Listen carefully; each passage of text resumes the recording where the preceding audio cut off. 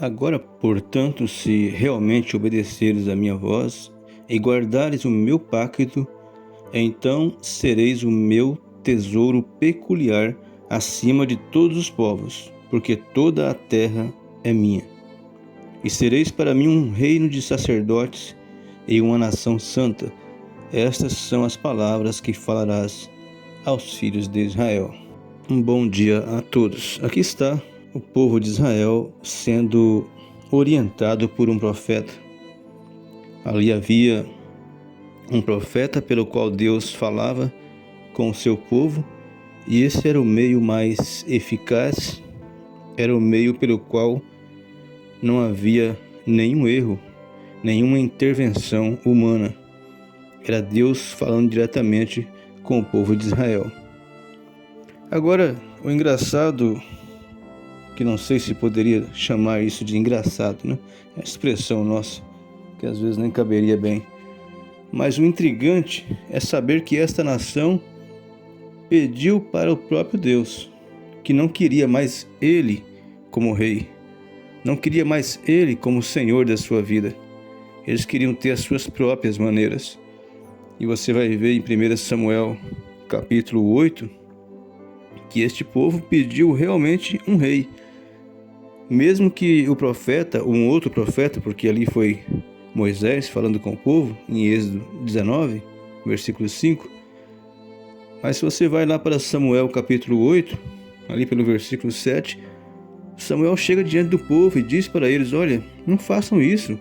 Deus tem sido tão bom para com vocês, tem dado vitória para vocês o tempo todo. Tudo que vocês precisam, Deus tem dado. Não queiram ser igual às nações, não queiram ser igual aos povos. Uma nação comum. Ele já disse que você é uma nação peculiar, está aí, ó. O profeta Moisés disse para vocês, e Deus tem sustentado isso. Você ser um povo peculiar, ser um povo diferente, é que te faz ser uma pessoa vitoriosa. Porque quando você se envolve com o mundo, quando você se envolve com as coisas do mundo e passa a agir como o mundo, como que uma moça pode ter vitória no mundo como este, se ela decidiu por si mesma fazer o que o mundo faz? Como que um rapaz pode ter vitória? Como que uma casa pode ter vitória quando decide agir como o mundo age? Nada de diferente, ou apenas uma pequena diferença, então, de se chamar a si mesmo de cristão? Deus está chamando nesses últimos dias, e agora não é só um chamado, agora é uma exigência, para que sejamos pessoas diferentes. Não sejamos essas pessoas que, se você se encontra com ela na rua, não há nada que difere ela do mundo. Você não sabe que ela é um cristão, que ela é uma cristã, que ele é um cristão, a não ser que ele diga que é. Então Deus não quer mais esse tipo de comportamento para esses últimos dias, pois um povo está saindo dessa terra, e esse povo tem que deixar um legado. Esse povo tem que deixar uma pregação que se chama pregação de vida vivida. Esse é o trovão desta hora. É uma vida vivida, pautada pela palavra, totalmente rendida a Deus. E não é você fazendo, não é o seu esforço próprio. É o próprio Deus vivendo em você. Mas quando você decide viver como o mundo vive, é impossível que Deus viva em você. É impossível. Veja, aqui na mensagem profética, mensagem a igreja escolhendo a lei ao invés da graça, é o que estamos fazendo muitas vezes. Agora nós observamos que depois de todas as bênçãos que tinham vindo a Israel, eles ainda queriam ter uma lei. Eles estavam vivendo sobre a graça, mas eles queriam viver agora sobre a lei. Veja que coisa. Por isso que Samuel disse assim, olha, naqueles dias, é o versículo 18 do capítulo 8 de 1 Samuel. Naquele dia, então, vocês vão clamar a Deus por causa do vosso rei, por causa da opressão do mundo, e Deus não vai ouvir vocês, porque você escolheu viver como as outras nações. O Senhor não vai te ouvir. Samuel disse isso para o povo no versículo 18. Você pode conferir aí. 1 Samuel, capítulo 8, versículo 18. Agora aqui está o irmão Branham falando da mensagem já referida para vocês. Eles queriam ter uma lei, eles queriam ter algo que eles pudessem fazer por si mesmo. Sabe aquela coisa que você quer salvar a si mesmo? Sabe aquela coisa que você acha que você tem que fazer algo, quando na verdade Cristo já fez por você? Existem dois extremos, né? Alguém pega a graça e diz, bom, eu não preciso fazer nada, então vou aqui deitar e rolar, né? Um palavreado normal aí, comum. Vou deitar e rolar. Não, não é assim, o cristão não vai fazer isso. Mas veja, eles queriam guardar alguns sábados para justificar a Deus que estava fazendo alguma coisa. Eles tinham que manter alguma ordenança, eles tinham que fazer algo que desse para eles uma segurança de que estavam salvando a si mesmo. Será que você não está nessa manhã fazendo isso? Você está indo à igreja somente com o pensamento de que você está salvando a si mesmo? Então você não precisa ir. Você tem que simplesmente ir para o seu quarto, debruçar sobre o seu piso, com seu rosto no chão e clamar, Senhor, eu quero ir à igreja porque é o meu dever sim ir, mas antes de tudo eu quero ir por amor. Eu não quero ir lá simplesmente para que não pense que eu estou desviado, que eu estou afastado da igreja. Eu quero ir para mostrar o meu amor ao Senhor, é entre eu e Deus. E esse companheirismo com os irmãos, ali é um acréscimo, é algo que Deus está nele. É diferente quando você vai assim.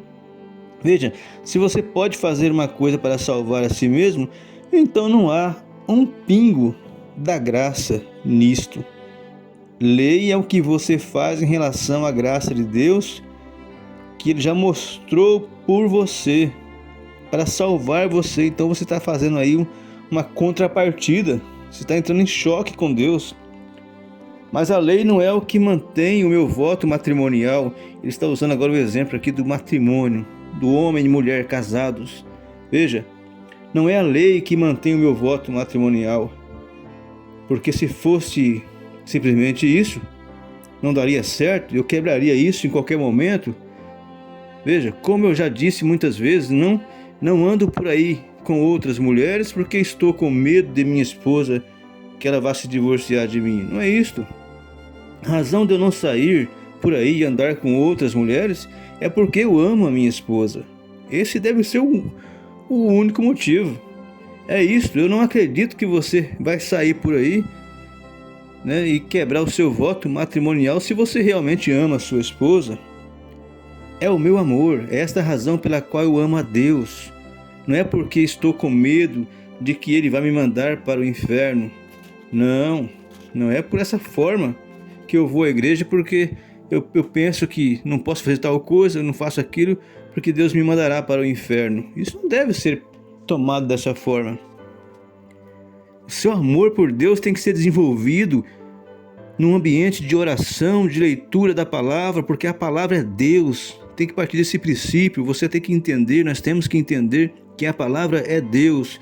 Eu tenho que me relacionar com Deus através da palavra, para formar esse vínculo de amor. Se eu nunca leio a palavra, e nunca ou dificilmente eu oro, como desenvolver esse amor então? Mas porque eu amo tanto a Deus que eu não quero fazer nada que contraria Ele. Não há nada em mim para me obrigar a fazer, mas eu amo o suficiente para não fazer nada que fira ao meu Deus. Veja, eu amo. E quando os homens e mulheres chegam a um lugar, chegam a tal ponto que realmente deveria ficar, bem, eles pensam, bem, eu realmente deveria ficar em casa e ver esse bom jogo que irá passar hoje, né? Ou qualquer outra coisa, qualquer outra ocupação em casa.